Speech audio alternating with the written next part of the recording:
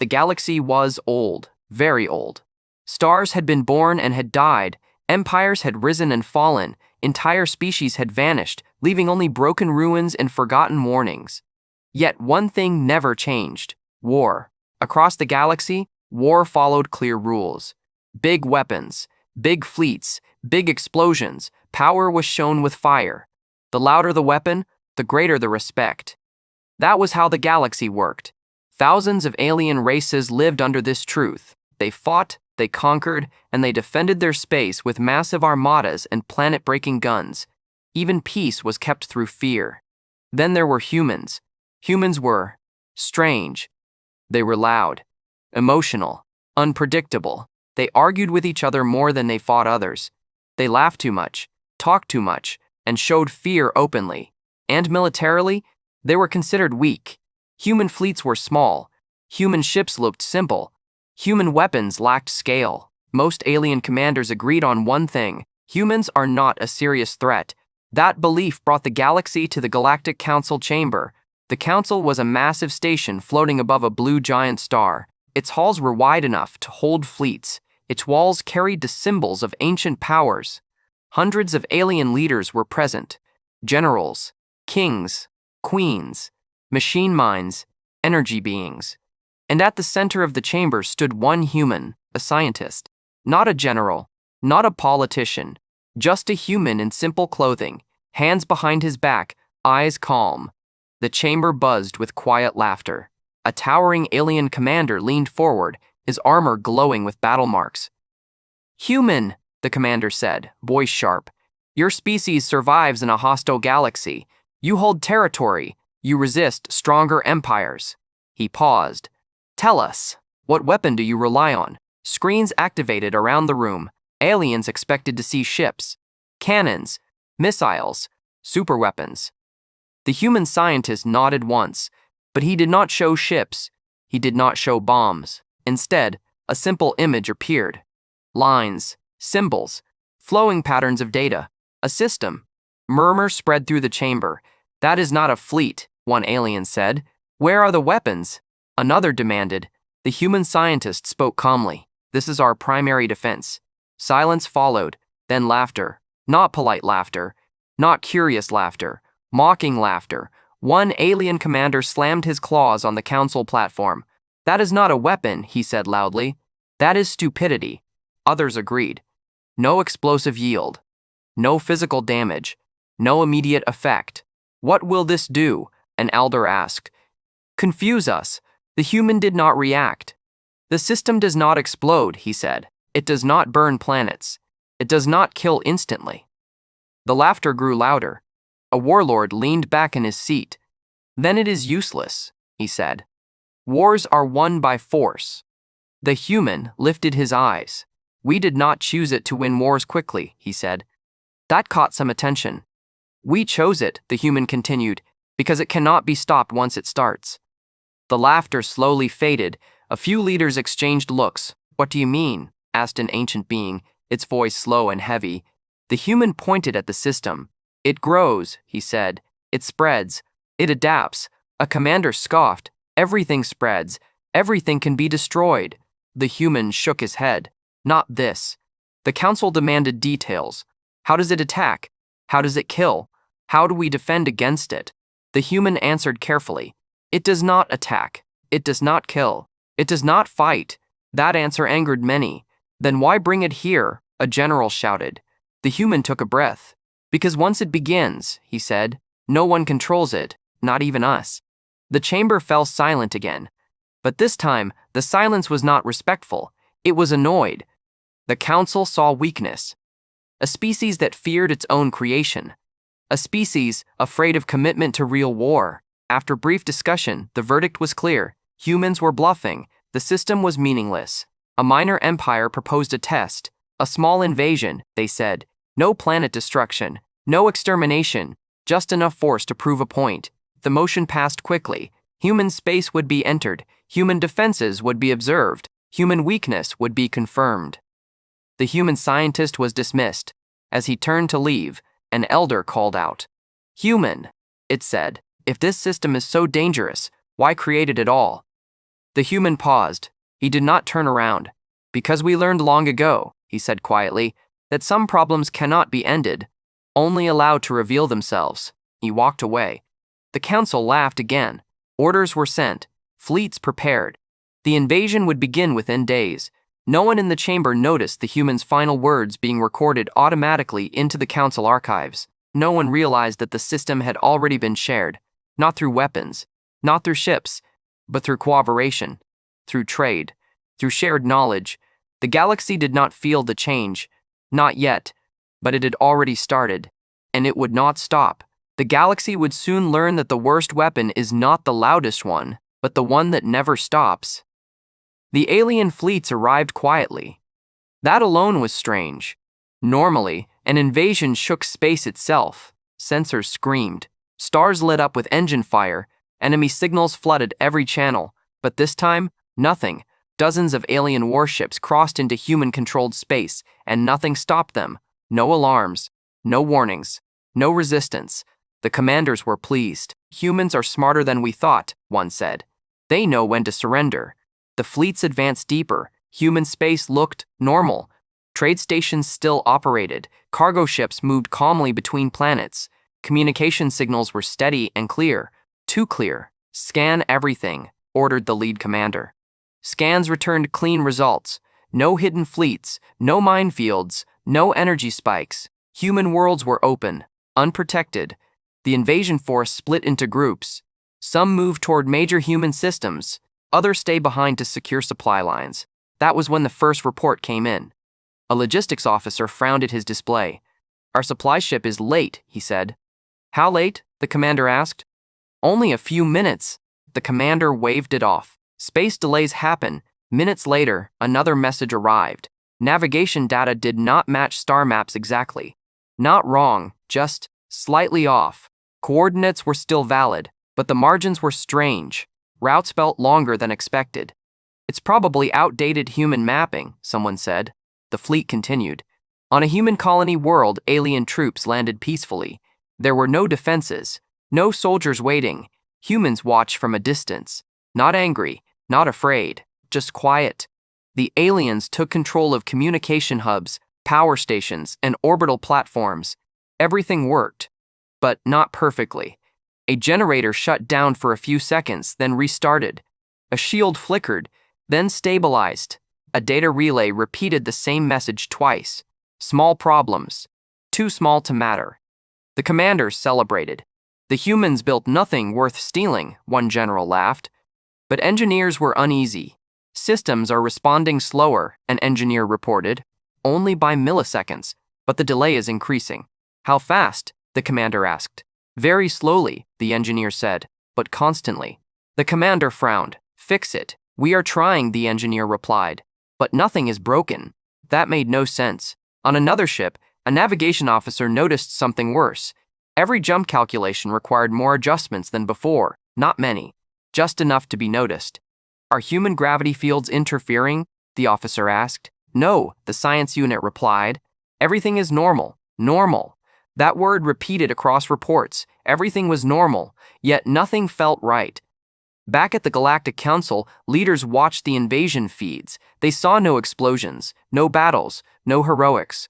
This proves it, one elder said. Humans rely on illusions. Then a message arrived from a trade empire far from human space. A simple complaint. Delivery routes are delayed. The council ignored it. Moments later, another message arrived. Our resource forecasts are inaccurate. Then another. Our system synchronization is drifting. The council grew irritated. Why are we hearing this now? A leader asked. The reports increased. Different empires, different regions. Same issue. Small delays, tiny mismatches. No damage, no sabotage, just inconvenience. Back in human space, alien commanders grew frustrated. Their systems demanded more maintenance. Engineers worked longer hours. And still, the delays grew. Then something unexpected happened. An alien supply ship arrived early, too early. It collided with an unmanned cargo platform. Minor damage, no casualties. But the calculations had been correct. The system had approved the timing. How? The commander demanded. The engineer stared at the screen. The margin of error is changing, he said slowly. Why? The engineers swallowed. It's not random. That was the first moment fear appeared. The invasion fleet requested data from the Council archives. They accessed the human scientist's presentation again. The system diagram looked different now, not visually, conceptually. It's not a weapon, an analyst said. It's a process. A process of what? The commander asked. Of accumulation, the analyst explained. Each system adjustment added a tiny change. Each delay caused a small workaround. Each workaround introduced another delay. Nothing failed, but everything bent, slowly. The system fed on complexity. The more advanced the empire, the more connections it had. The more connections, the more influence the system gained. It doesn't attack, the analyst whispered. It waits. On a distant empire world, a defense grid misaligned by a fraction of a degree. It corrected itself. But the correction used extra power. Power that came from a shared grid. A grid connected to trade. Trade connected to logistics. Logistics connected to navigation. The system spread through trust, through shared efficiency, through cooperation. Back in human space, the invasion commander ordered a halt. "We are pulling back," he said. "Why?" his officers asked. "Because this feels wrong." As fleets prepared to leave, jump calculations failed. Not catastrophically, they just took longer, then required manual oversight. The human colonies watched silently as alien ships struggled. No human weapons fired, no attacks launched, nothing dramatic, just quiet pressure. The invasion did not collapse, but it did not succeed either. It stalled, and that terrified the galaxy more than any explosion ever could, because for the first time in history, an invasion was not defeated. It was slowed, and no one knew how to stop it. The first empire to panic was not near human space. That was the strangest part. It was a trade empire, old and respected, located far from the invasion zone. They had not sent ships. They had not fought humans. Yet their systems were failing, not collapsing. Failing slowly. Trade schedules no longer matched demand. Automated markets made small mistakes. Storage facilities reported losses that could not be traced. Nothing dramatic, but every day the errors grew. The empire's leaders met in emergency session. "This is sabotage," one shouted. "By whom?" another asked. "There are no enemy ships, no cyber attacks, no viruses." Engineers were summoned. Analysts worked without rest. They checked every system line by line. Everything was functional. Everything followed the rules. And yet, everything was wrong. Meanwhile, inside the stalled invasion fleet, alien commanders faced the same truth. Their ships still worked, but every task required more effort. Navigation took longer, repairs took longer, decisions took longer, time itself felt heavier. One commander ordered the human system file reopened. "Explain this again," he said. Analysts pulled up ancient human records, not military files, not classified war plans, civil history, climate records, economic collapses, infrastructure failures. The analyst spoke carefully. "This system, it was not built as a weapon." The commander turned sharply. "Then why does it act like one?" "Because humans built it to survive their own mistakes." The room fell quiet. The analyst continued. "Humans lived with constant problems, climate damage, overpopulation, resource loss, political chaos. They learned that big disasters did not happen all at once. They happened through small decisions, repeated over time. The system had a name in human language, the cascade. It was not a machine. It was not code.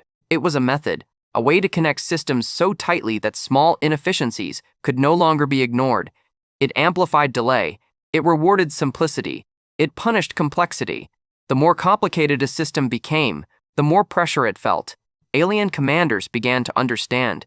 "This thing spreads through trade," one said slowly. "Yes," the analyst replied. "And through shared infrastructure," another added. "Yes, and through trust," a third whispered.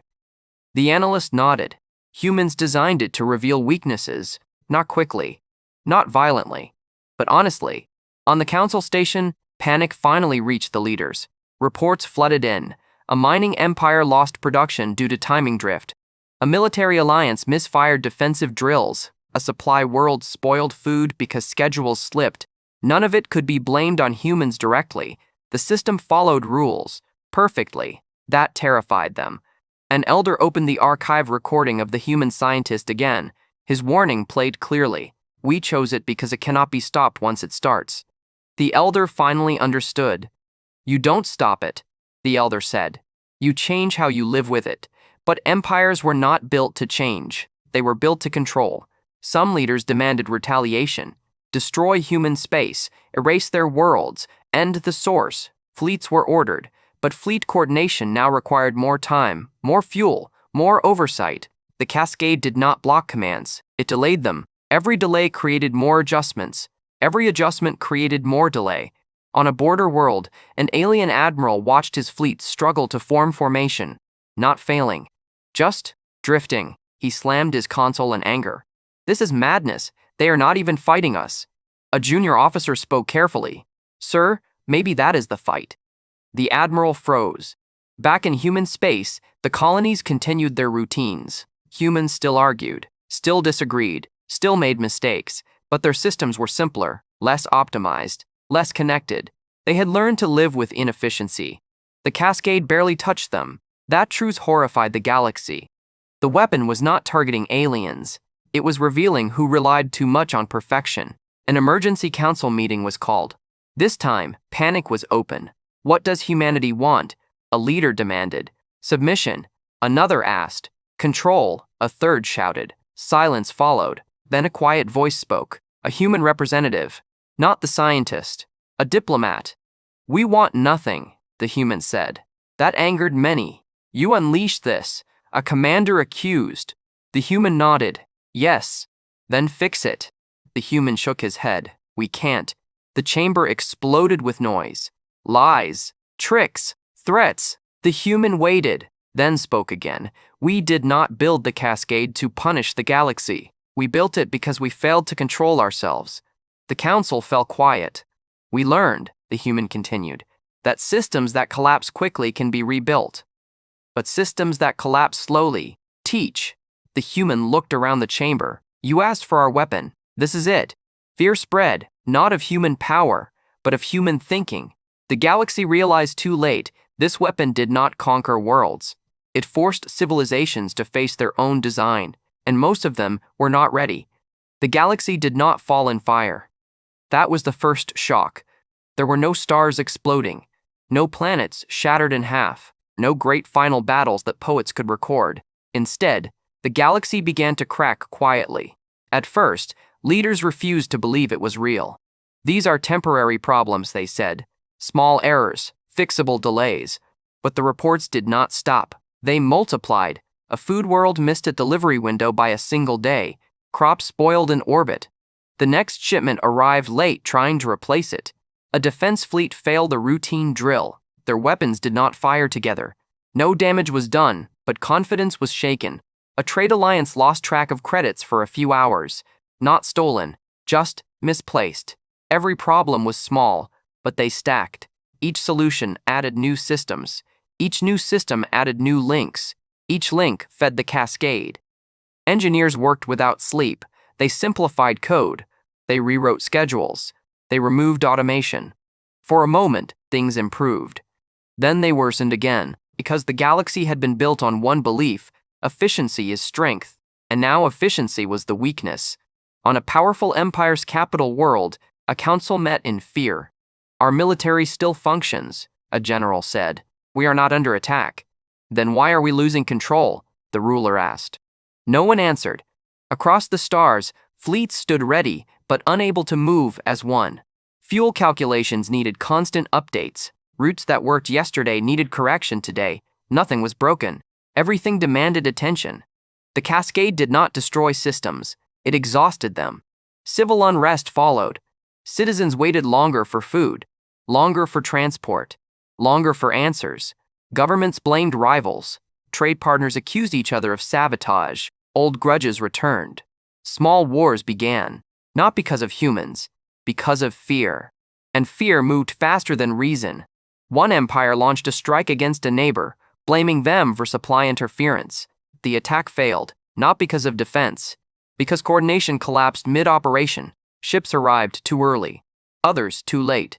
Weapon systems disagreed on timing. The fleet retreated in shame.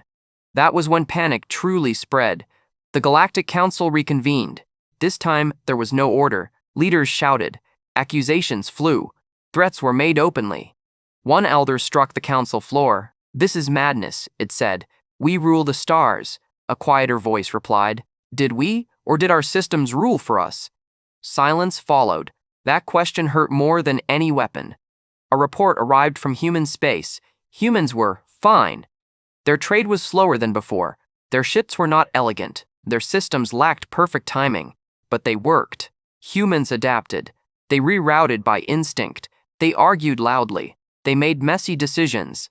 But they moved forward. An analyst whispered the truth. They were built for this. Human history records were shared across the council. Collapse after collapse.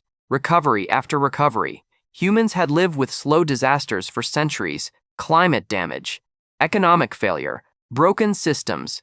They survived by accepting inefficiency. The galaxy had optimized itself into a corner. The cascade only revealed it. Some leaders demanded a final solution. Destroy human trade routes. Cut all connections. Isolate them completely. The orders were given. But isolation required coordination. Coordination required timing. Timing was failing. A fleet sent to blockade human space arrived scattered across days. Some ships never received updated orders. Others waited too long. Human trade continued quietly through gaps. The blockade never fully formed. In private chambers, older beings spoke in fear. This was not a weapon of war, one said. It was a lesson. But lessons require humility. And many empires had none. Riots began on inner worlds. Not violent at first. Just anger. Just confusion. Why is everything slower? Why does nothing work like before? Who broke the galaxy? Governments pointed outward. At humans. That was when humans spoke again. Not loudly. Not threatening. They sent one message across open channels. "We warned you." That message angered many. But some listened. Smaller civilizations began to change. They disconnected unnecessary systems. They reduced automation. They accepted delays instead of fighting them. Their problems stabilized. Not solved, but stable. The cascade weakened around them. That truth spread quietly. The powerful empires ignored it. They demanded control. They demanded fixes. They demanded the galaxy return to how it was. But how it was could not survive itself. In one final report, a council analyst summarized the situation. The cascade does not destroy empires. It measures them. And most of us are failing. Outside the council station, stars burned as always. The galaxy looked the same. But inside its systems, something had changed forever. Control was an illusion. Speed was a weakness. And humanity had known this all along. The galaxy wanted someone to blame. As systems slowed and empires weakened, leaders searched for an enemy they could point to. Humans were an easy choice. They were different. They were quiet now. And they had warned everyone. On the Galactic Council Station, a final emergency session was called. Not to argue strategy, not to plan war, but to demand answers. Human representatives were summoned again. This time, they did not send soldiers. They did not send fleets. They sent teachers, engineers, historians, system designers. That alone confused the council. A senior alien ruler spoke first. "You call this weapon the Cascade," it said. "You released it. You watched it spread. Why?" The human spokesperson stood calmly. "We did not release it," she said. "You adopted it." Anger filled the chamber. "You shared it through trade," a commander shouted. "Yes," the human replied. "You connected us to it." "Yes," the human replied. "You connected us to it." "Yes." "Then you are responsible." The human did not argue. Instead, she activated a simple display. It showed old human cities, old human systems, broken infrastructure. "We built the cascade," she said, "after we failed many times." She showed records of human history, economic crashes, supply chain failures, environmental damage. Each crisis was slow. Each one ignored at first. Humans learned something painful. Big disasters are easy to see. Slow disasters are easy to deny. The cascade was built to remove denial. It made small problems visible, uncomfortable, impossible to ignore. But why share it? An elder asked quietly. The human paused. "Because we believed," she said, "that if systems were forced to feel their own weight, war would stop." The room fell silent. "We believed," she continued, that no empire would choose war if maintaining peace became the harder task. The council understood then. The weapon was not meant to destroy fleets. It was meant to exhaust ambition. Another leader spoke. You knew it would hurt us. Yes, the human said, but you also knew it would not kill us. Yes, that makes it cruel, the leader said. The human shook her head. No, she said softly, that makes it honest. The cascade did not punish kindness. It did not punish cooperation. It punished excess. The more an empire tried to control everything, the more pressure it felt. The more it trusted rigid perfection, the more fragile it became. Some council members looked away in shame. Others clenched their fists. So what now? A commander demanded. Do we surrender? The human replied carefully. You don't surrender to the cascade. You learn from it. The council asked the question they feared most. Can it be turned off? The human answered truthfully. No. Silence followed. It can be adapted to, she added. That is the difference. Reports were shared. Smaller civilizations that simplified their systems were recovering. They accepted slower trade, messy coordination. But they were stable. The great empires refused. They demanded restoration. They demanded control. And they suffered. One alien leader whispered the truth. This weapon favors survivors, not rulers. That truth broke something in the council. For the first time, power meant nothing. Adaptation meant everything. Humans were not the strongest species. They were the most practiced at failure. They had learned to live inside imperfect systems. They had learned to argue, break, rebuild, and continue. The galaxy had optimized itself into silence. Humans had survived chaos. That was the difference. A final accusation was made. You built this knowing the galaxy would suffer. The human met their gaze. Yes, she said, and we suffered first. That ended the argument. The council finally asked for help. Not control, not dominance, help. Humans agreed. But with one condition, no empire would return to absolute control. No system would be allowed to grow so perfect that it forgot how to bend. The cascade would remain. As a reminder, as a teacher, as a mirror. The galaxy had mocked the weapon as stupid. Now they understood. It was not stupid, it was patient. And patience, the humans had learned, was the most dangerous force of all. The galaxy did not heal quickly. There was no sudden return to power, no great restoration, no moment where everything went back to how it was. And for the first time, the galaxy understood that this was not a failure. It was the point. Across the stars, empires faced hard choices. Some refused to change. They held on to old systems, old pride, and old control. Those empires continued to weaken. Their fleets stayed grounded. Their worlds argued. Their leaders lost trust. Others chose a different path. They simplified. They slowed down. They removed layers of control and allowed space for error. They accepted that delays were not enemies, but warnings. These civilizations did not grow fast, but they survived. The cascade did not disappear. It never would. But around these societies, its pressure softened. The system no longer fought them, because they no longer fought reality. The Galactic Council was changed forever. The Great Chamber still floated above the blue giant star, but its seats were fewer now. Many powerful empires no longer attended. Some had fallen, some had fractured into smaller states, and some simply stayed silent. Humans were no longer questioned as weak. They were not feared as conquerors. They were respected as survivors. A final council session was held to decide the future. This time, no weapons were displayed. No threats were made. Only one question remained. Did humanity win? An elder asked. The room waited. The human representative stood. No, she said. We endured. She explained what humans had learned long ago.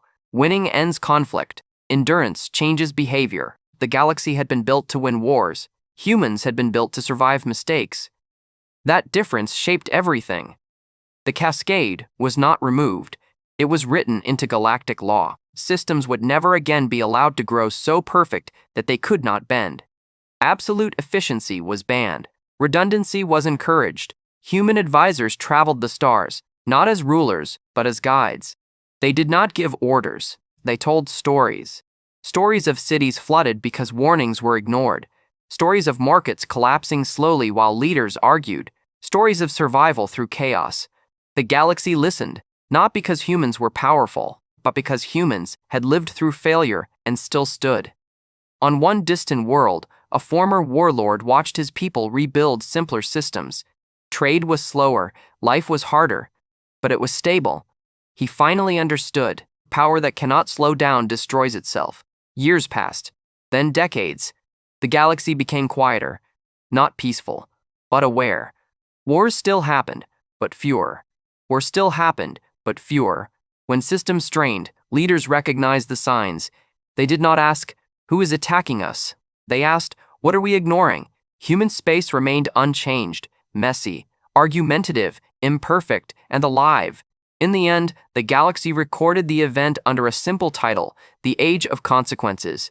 Not the age of human rule, not the age of human war, but the age when the galaxy learned that strength without humility is fragile.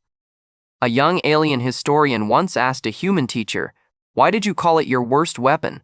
The human smiled. "Because we hate using it," she said. "Because it hurts everyone. Because once it exists, no one can pretend anymore." The historian asked one last question. "If you knew the cost, would you build it again?" The human looked at the stars. "Yes," she said, "because the galaxy survived, and that was always the goal." The final record of the council ended with a single sentence, shared across every world: humanity chose the worst weapon possible, and now the galaxy finally understands why.